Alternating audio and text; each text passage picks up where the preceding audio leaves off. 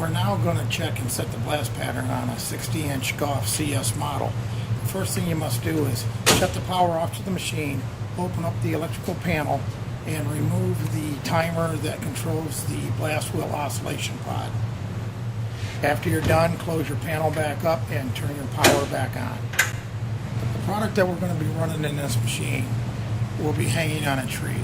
Therefore, we must adjust our blast wheels accordingly. For us to get complete coverage of the parts that we're blasting, we must have the top blast wheel blasting in a downward direction and the bottom blast wheel blasting in an upward direction. We check the blast pattern by putting a 55-gallon drum inside and check for the hottest spot on that drum. That'll tell us where the center of the blast pattern. Next, we close the door and turn the table drive switch to the off position.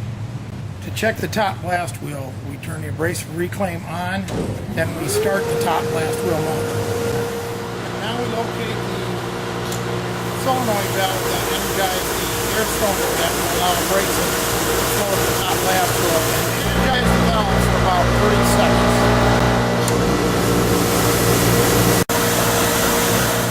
Shut your blast wheel off, then open up your door.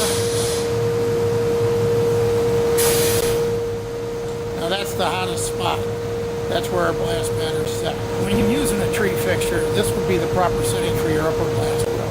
Now to check the blast pattern on the lower blast wheel.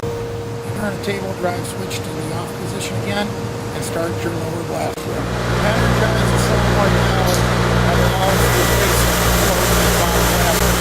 Then for about 30 seconds. Shut your blast wheel off, open up your door, and check to see where your blast pattern is.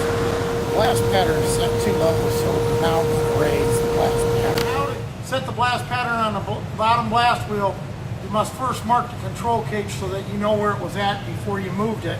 That way you know how far you moved it. Mark the control cage. The rotation of the blast wheel is in this direction. We want to raise the blast pattern up, so we're going to move the control cage in that direction. To move the control cage, you must first loosen up the two bolts that hold the control cage in place and the two nuts that are holding the feed spout. You then take a chisel or a punch and a hammer and move the control cage in the direction that you want to go. Next, you secure all the nuts and bolts that you loosened, and then recheck your blast pattern to see where it's at. Your table drive switch to the on position, open the door, and jog to the table now so you can see where the blast pattern is on the floor. That is the proper location of the blast wheel for the bottom blast wheel blasting out when you're using a tree fixture for your parts. Now that you've set your blast pattern, turn the power back off to your machine, open up your control panel,